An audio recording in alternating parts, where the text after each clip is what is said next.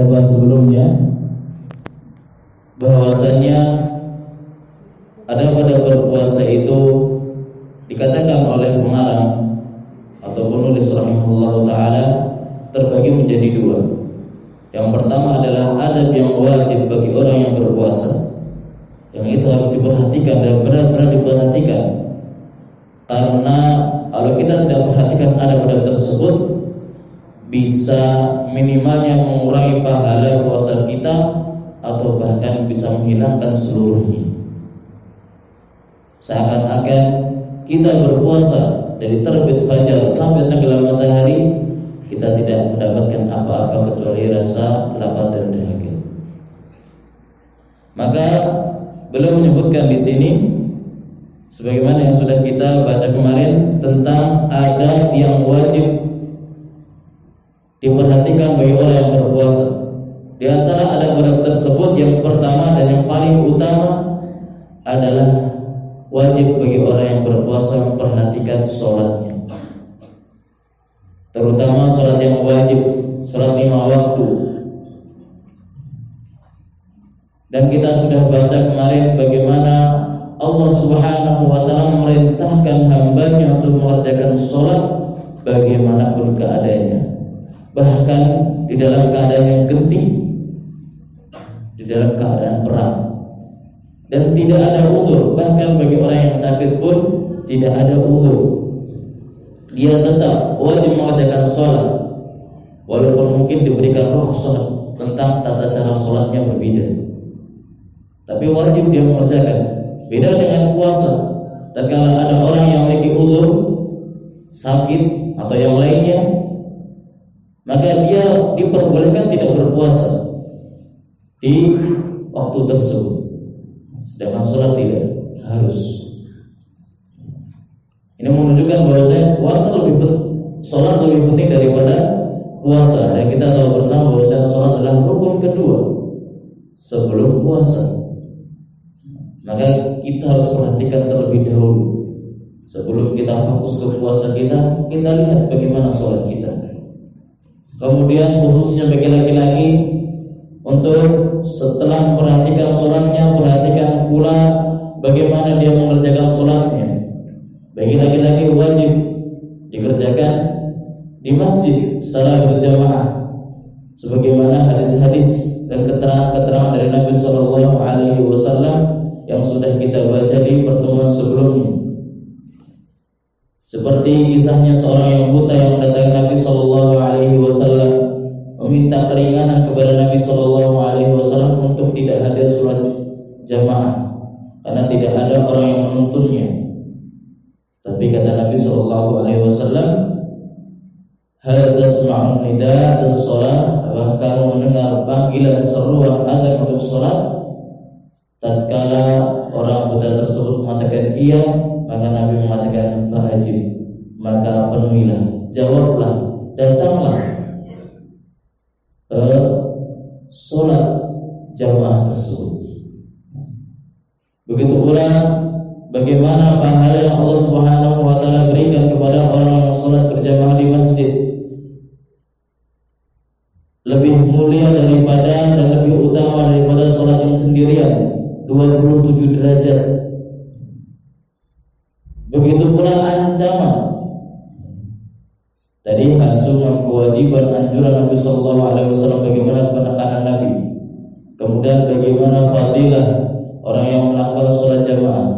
Kemudian yang sudah kita baca pula ancaman Nabi Sallallahu Alaihi Wasallam.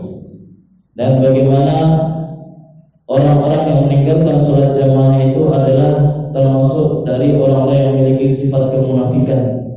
Karena ciri orang munafik adalah mereka berat melakukan sholat, terutama sholat isya dan sholat subuh. Dan juga Nabi Sallallahu Alaihi Wasallam telah bertekad bulat ingin membakar rumah-rumah orang yang tidak menghadiri sholat jamaah. Kalaulah bukan di rumah tersebut ada wanita dan anak-anak yang mereka tidak diwajibkan sholat jamaah, niscaya Nabi Sallallahu Alaihi Wasallam akan bakar rumah-rumah tersebut. Maka ini menunjukkan pentingnya dan wajibnya sholat jamaah tersebut. Ini yang sudah kita bahas, jamaah yang semua dirahmati Allah Subhanahu wa taala.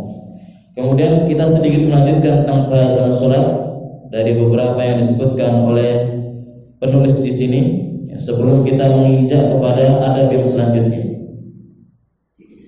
Kata penulis rahimahullahu taala masih dalam adab yang pertama, yaitu adab tentang kita perhatikan salat kita.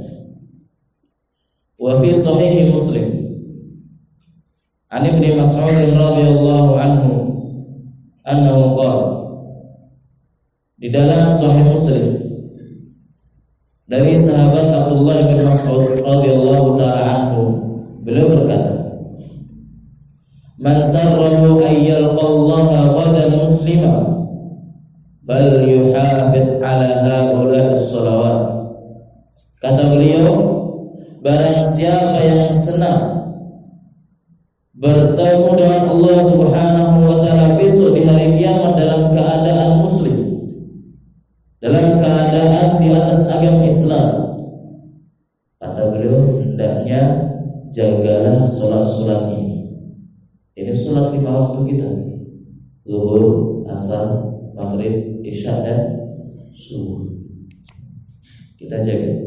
Haitsu yunada bihin, tatkala dia dipanggil dengannya, dengan amalan-amalan salat tersebut. Fa inna Allah syara'a li nabiyyikum sunanal huda, karena Allah Subhanahu wa taala telah mensyariatkan kepada nabi kalian petunjuk yang baik. Wa innahunna min sunanal huda, dan sesungguhnya salat-salat tersebut, yakni salat 5 waktu itu termasuk petunjuk yang baik yang disyariatkan oleh Allah Subhanahu wa taala kepada nabinya. Kemudian beliau mengatakan, menegaskan lagi, qala wa laqad ra'aitana, sungguh engkau telah melihat kami. Ini di kalangan para sahabat, di zaman para salaf, di zaman para sahabat dan tabi'in. Wa ma yatakhallafu anha illa munafiqun ma'lumun nifaq. Kata beliau, dan engkau telah melihat, menyaksikan sendiri bagaimana keadaan kami. Tidak ada orang yang dia tidak hadir salat jamaah kecuali dia itu adalah seorang munafik yang kemunafikannya sudah diketahui secara bersama. Ya, di zaman para sahabat, para tabi'in, generasi awal, mereka menandai orang itu munafik caranya gimana? Dilihat, orang ini kelihatan salat jamaah enggak ya? Dia salat di masjid enggak ya? Kalau dia tidak salat di masjid, enggak salat jamaah, wah ini berarti munafik nih. Langsung dicap. Kira-kira kita gimana? Bukan munafik kan ya? Semoga Allah Subhanahu wa taala menghindarkan kita dari sifat kemunafikan. Amin ya rabbal alamin. Bagaimana caranya kita jaga salat kita? Yang laki-laki salatnya di mana? Di masjid berjamaah. Kemudian beliau mengatakan, walaqad kana ar-rajulu yu'ta bihi yuhada baina ar-rajulaini hatta yuqamu fi shaff. Dan dahulu orang itu didatangkan ke salat jamaah tatkala dia tidak bisa datang sendiri, sampai dipapah dengan 2 orang hingga dia diberdirikan di shaf. Sampai sebegitunya. Kalau dia tidak bisa berangkat sendiri, minta bantuan orang lain. Karena memang perkaranya tidak sepele salat jamaah ini. Maka kata penulis rahimahullah ta'ala melihat dan setelah memaparkan tentang perkataan Ibnu Mas'ud bahwasanya itu adalah termasuk dari kemunafikan dan sebagainya, kata beliau, wa minas shaimin man yatajawazu bil amr fayanamu 'ala sholati fi waqtiha. Sebagian dari orang-orang yang berpuasa, terutama di zaman kita ya, banyak dari mereka itu yang melewatkan begitu saja perkara ini, melewatkan sholat begitu saja. Mereka tidur dari sholat tersebut ya, pada waktunya. Tatkala datang waktu sholat, bukannya bersiap malah tidur. atau tetap tidur, atau begitu dekat waktu sholat malah persiapan tidur. Dan banyak kita dapati. Kalau di bulan Ramadan mungkin subuh sedikit ya, karena ada aktivitas sahur. Nah, di luar Ramadan, kalau di Ramadan lebih seringnya ke sholat zuhur dan asar. Ya, yang sering terlewat zuhur dan asar. Sudah tahu 10 menit lagi adzan asar misalnya, ya, tidur dulu sebentar. Akhirnya 12. Bangun-bangun sudah mendekati maghrib. Ini banyak di antara orang-orang yang berpuasa seperti ini keadaannya. Maka kata beliau, wa hadza min a'dhamil munkarat. Maka ini termasuk kemungkaran yang paling besar. Bagaimana dia berpuasa melakukan rukun Islam yang ketiga, tapi dia meninggalkan rukun Islam yang kedua. Terbalik. Dia mencari yang lebih rendah daripada yang lebih tinggi. Wa asaddil idha'ati lis-shalawat. Dan ini termasuk penyanyian yang dahsyat di dalam penyanyian salat tatkala kita tidak salat pada waktunya. Hatta qala katsirun minal ulama, sampai kebanyakan para ulama mengatakan, inna man akhkhara as-salata an waqtiha biduni udhrin syar'i. Sungguhnya barang siapa yang mengakhirkan salat dari waktunya tanpa ada udzur syar'i, sengaja dia mengakhirkan salat sampai keluar waktunya, lam tuqbal, kata sebagian atau kebanyakan para ulama, salatnya tidak diterima. Wa in shalla mi'ata marrah, walaupun dia salat 100 kali untuk mengganti salat tadi, enggak diterima. Kenapa kok enggak diterima? Apakah ada dalilnya? Kan dia tetap salat, kewajiban salat, dia itu salat juga walaupun keluar waktunya. Kebanyakan para ulama mengambil pendalilan dari hadis Nabi sallallahu alaihi wasallam. Beliau mengatakan, man 'amila 'amalan laisa 'alaihi amruna fa huwa raddun. Barang siapa yang beramal dengan suatu amalan yang mana amalan tersebut bukan termasuk dari perkara kami, ajaran kami, syariat kami, aturan kami, yaitu aturan Nabi Muhammad SAW, maka sungguh amalan tersebut tertolak.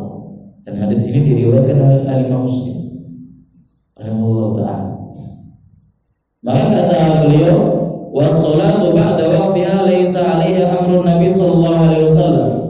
Dan salat di luar waktu itu bukan termasuk perkara Nabi, bukan termasuk perintah dan syariat Nabi sallallahu alaihi wasallam. Karena Nabi enggak pernah mencontohkan salat keluar waktu.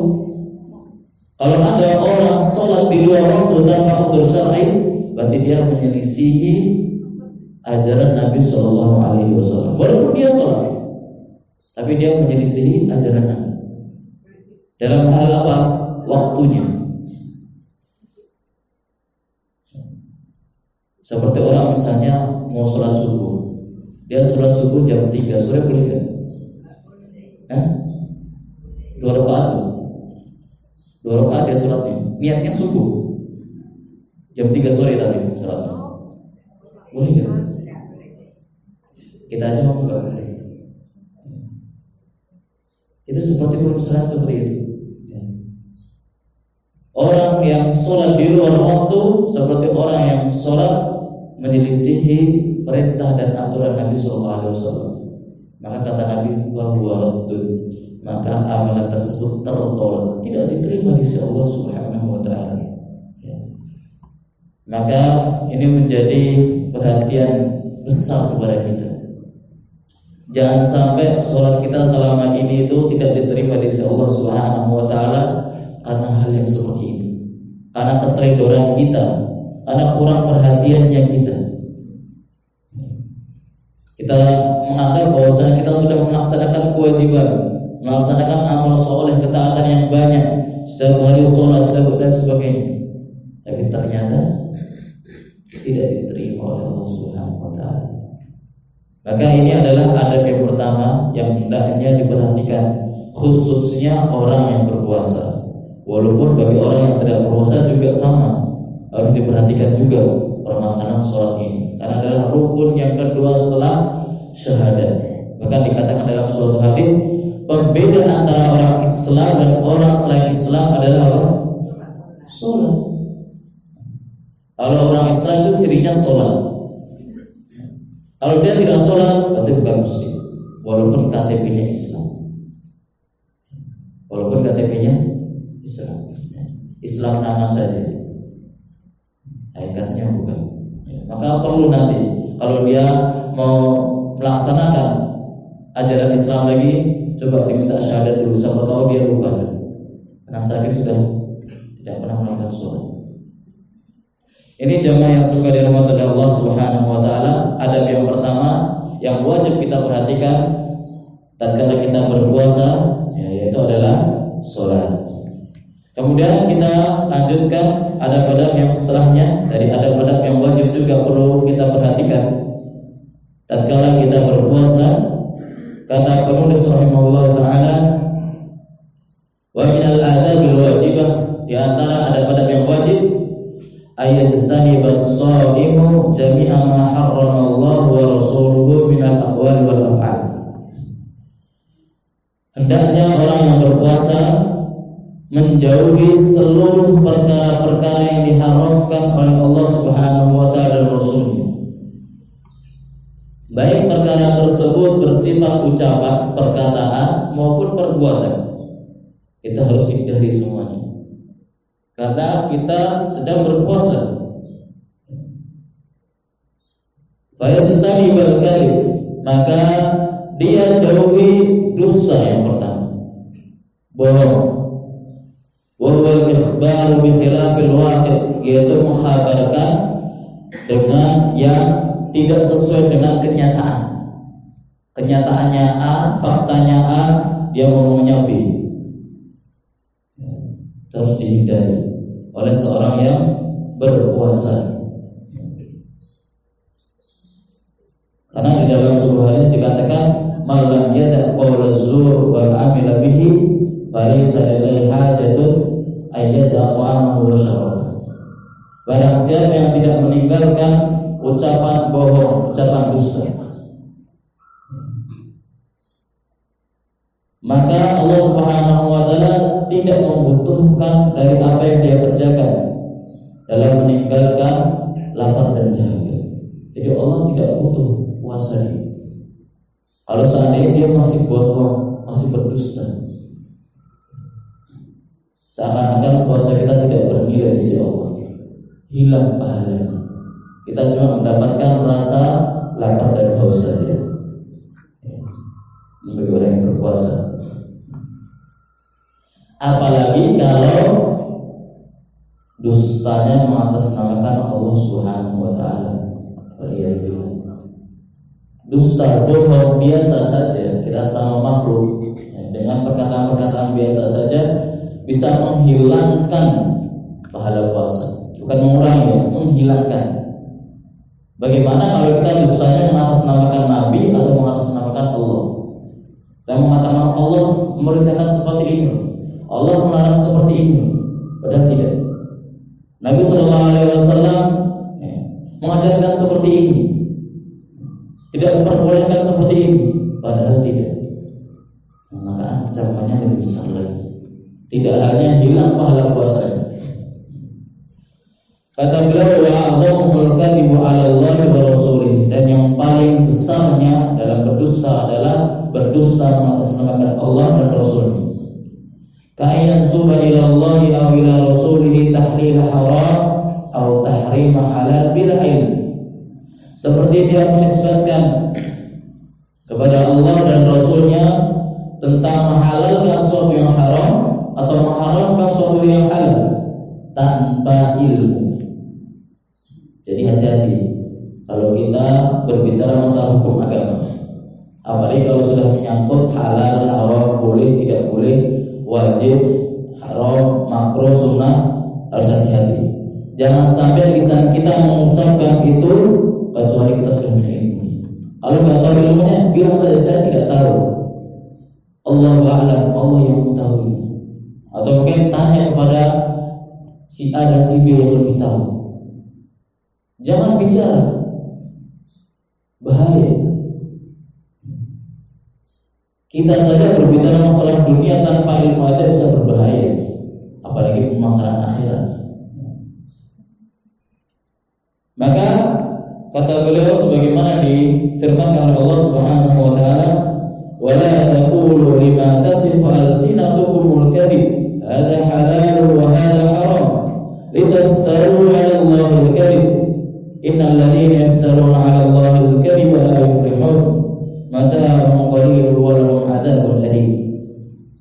Dan janganlah kalian itu mengucapkan sesuai dengan yang dikatakan oleh lisan-lisan kalian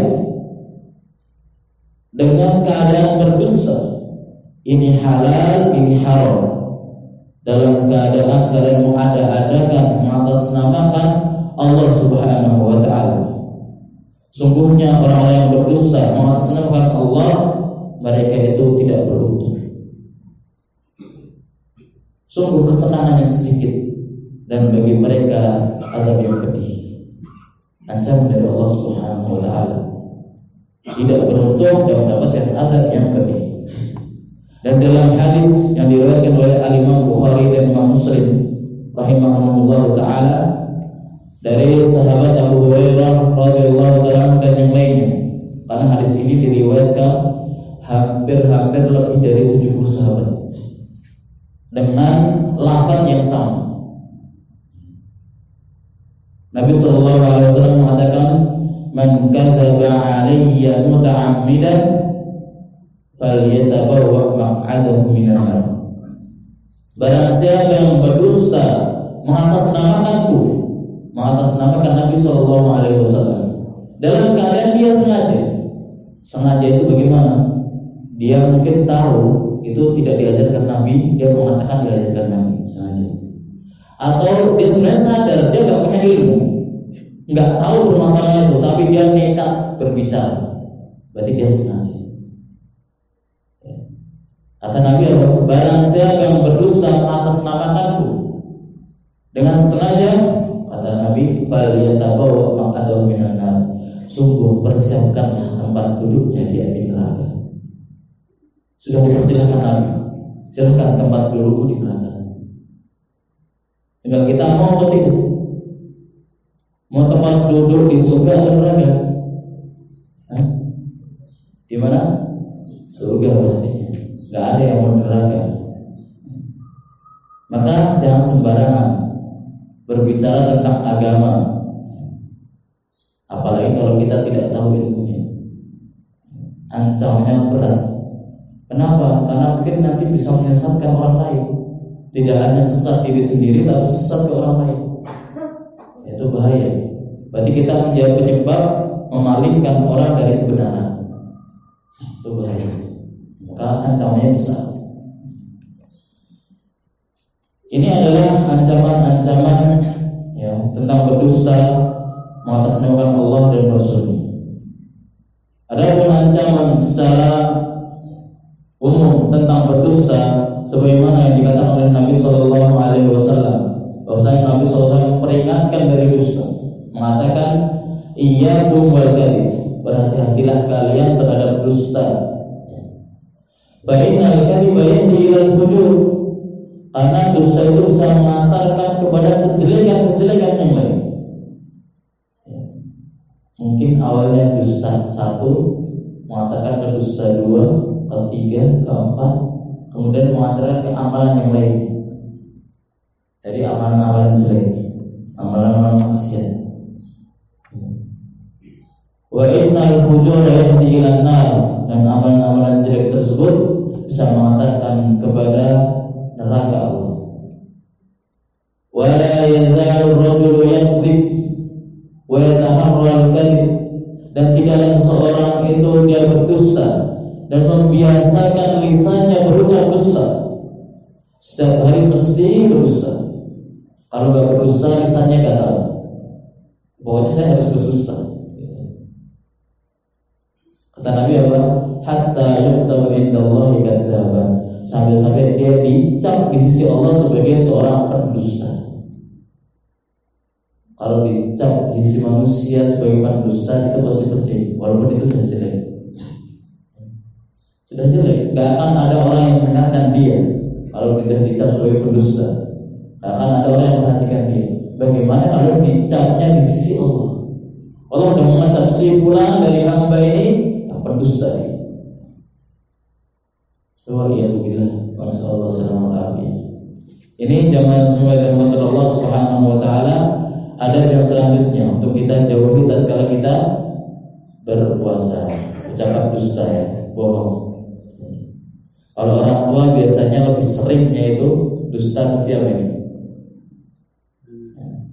Kalau orang tua biasanya ke pasangannya atau ke anaknya biasanya. Tergantung umur ini orang tuanya. Kalau umurnya masih 3 bulan biasanya ke pasangannya ya. Tapi kalau udah 4 bulan biasanya ke anaknya. Hati-hati. Maka bahwasanya berbicara dengan anak itu perkataan yang sepele, kan cuma sama anak. Tapi yang namanya dusta ya tetap dusta. Jangan sampai kita dusta walaupun pada anak kita. Karena tadi di samping peringatan Nabi, ancaman Nabi dan sebagainya bisa menghilangkan pahala puasa kita jika lisan kita.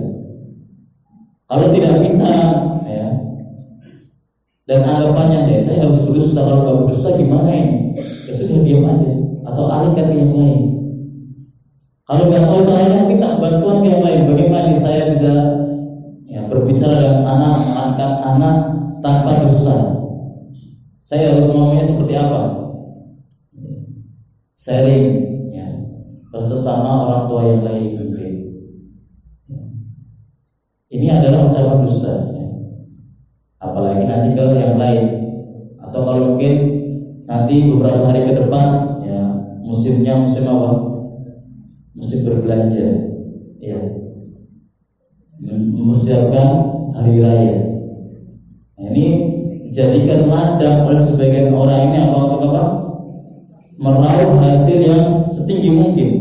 Bagaimanapun caranya, walaupun dengan berdusta. Nah, ini bahaya ini. Ini bahaya.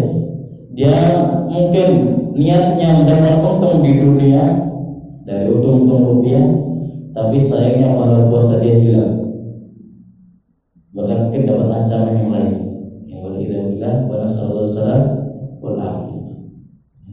Ini dusta, jangan diremehkan. Walaupun itu hanya satu perkataan, satu kali, ya, jangan diremehkan.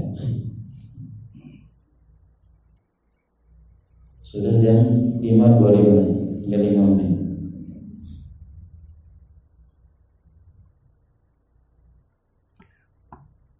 Disudahi atau 5 menit lagi? 5 menit lagi kita masuk ke adab berikutnya. Tapi memang ini biasanya sering dilakukan ya. Biasanya sering dilakukan. Tidak pandang puasa atau tidak, kalau sudah berkumpul dengan temannya, dengan kalau istilahnya sekarang apa? Bestinya, tongkrongannya, ya sudah muncullah ya perkara ini, yaitu riba. Apa itu? Riba. Kalau bahasa kita apa? Rasani, gosip. Itu banyak kita lakukan dan tidak sadar itu termasuk perkara yang hendaknya dan wajib ditinggalkan oleh orang yang berpuasa. Tapi kita baca sedikit yang menghabiskan sampai setengah 6. Kata beliau, sifat atau adab yang selanjutnya yang hendaknya dijauhi oleh orang yang berpuasa adalah wajib setanibul riba. Hendaknya dia meninggalkan dan menjauhi riba, gosip yang rasani. Apa maksudnya riba itu? Wa hiya dzikruka akhaka bima yatrahu fi ghaibatihi, yaitu menyebutkan tentang saudaramu apa yang tidak ia sukai tatkala dia tidak ada. sudah kita merasani tadi, orangnya nggak ada, kita sebutkan kejelekannya. Oh si A itu seperti ini. Oh tadi itu si B gini loh. Oh si C gini tadi.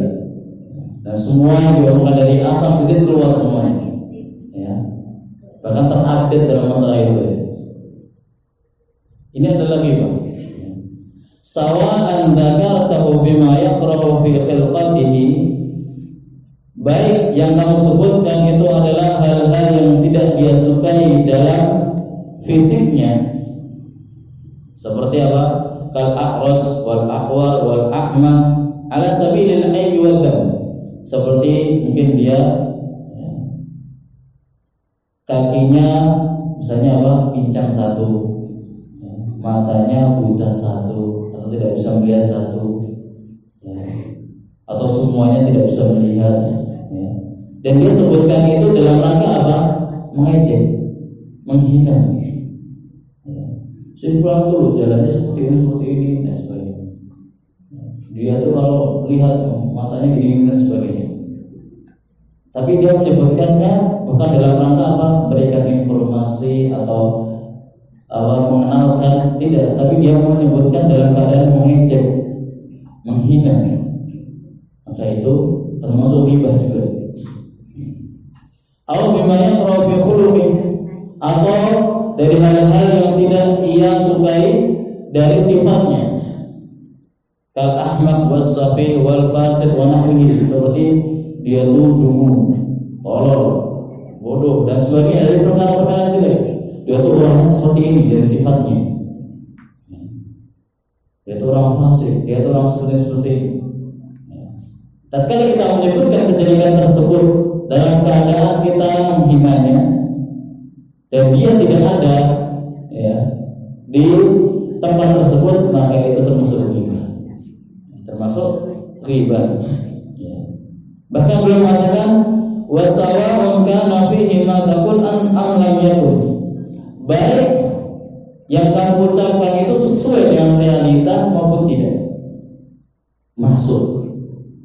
Walaupun sudah dalam realita, memang keadaan seperti itu si A, tapi tatkala kamu sebutkan, kita sebutkan dalam tidak kehadirannya tadi, termasuk ghibah. Karena Nabi SAW pernah ditanya tentang ghibah. Nabi SAW pernah ditanya tentang ghibah. Apa itu ghibah? Nabi SAW mengatakan apa? Dzikruka akhaka bima yakrah.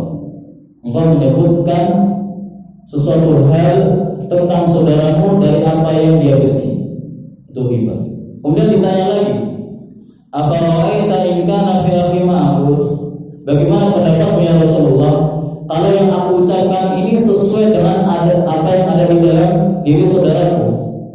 Jadi aku ucapkan ini itu sesuai realita, fakta. Saya enggak bohong.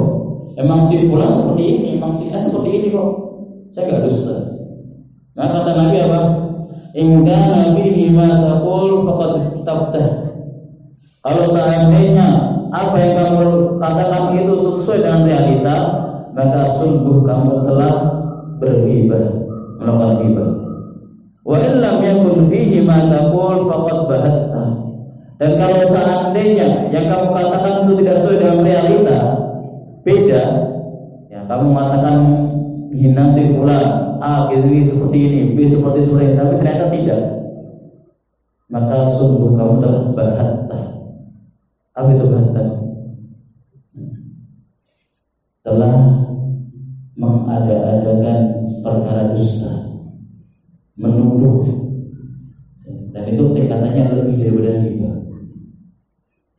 Menuduh, itu jelas ancamannya lebih daripada cuma ghibah saja. Kalau kita menyebutkan kejelekan tentang saudara kita yang ada aja kita dilarang, termasuk ghibah, apalagi yang tidak ada. Rasani, tapi ternyata tidak sesuai dengan realita. Wah, ini parah sekali. Ini sangat parah. Dan ada beberapa hal ya di sini yang disebutkan oleh beliau tentang ghibah ini, permisalan-permisalan dalam Al-Quran dan hadis Nabi Sallallahu Alaihi Wasallam. Ya, bagaimana permisalan orang yang ghibah, orang yang gosip, orang yang suka merasani. Ya. bagaikan orang yang makan bangkai. Pernah makan bangkai? Ada yang di sini yang pernah makan bangkai? Ada yang pernah makan bangkai? Tidak ada ya, alhamdulillah. Dan ini bangkainya bukan bangkai hewan ya, bangkai saudaranya sendiri, manusia. Ini pemisahan yang buruk. Ya, gimana? Apalagi nanti ancaman-ancaman yang lain dari Allah dan Rasulnya. Maka ya, di akhir di pertemuan ini saya ingatkan untuk benar-benar apa? Tahan lisan kita. Yang pertama dari dusta, tadi yang kita sebutkan. Yang kedua ini dari ghibah, gosip, merasani. Apalagi kalau kita puasa, udah tinggalkan semua. Kalau kita nggak bisa berbicara yang benar, yang baik, diam, kunci mulut kita sudah. Mending baca Al-Quran, satu hurufnya dapat pahala daripada gosip menghilangkan pahala puasa, bahkan mendapatkan dosa. Ya. Mungkin ini ya, jamaah yang semoga dirahmati Allah Subhanahu wa taala yang bisa kita bahas pada pertemuan kali ini. Semoga Allah Subhanahu wa taala menjaga lisan-lisan kita dari perkataan-perkataan yang buruk, dari perkataan yang batil, dan tidak ada yang keluar dari lisan kita kecuali perkataan yang hak, yang benar, yang baik di sisi Allah Subhanahu wa taala, hingga kita bisa mendapatkan pahala puasa kita dengan sempurna dan kita nanti mendapatkan balasan dari Allah Subhanahu wa taala dengan sempurna pula. Amin ya rabbal alamin.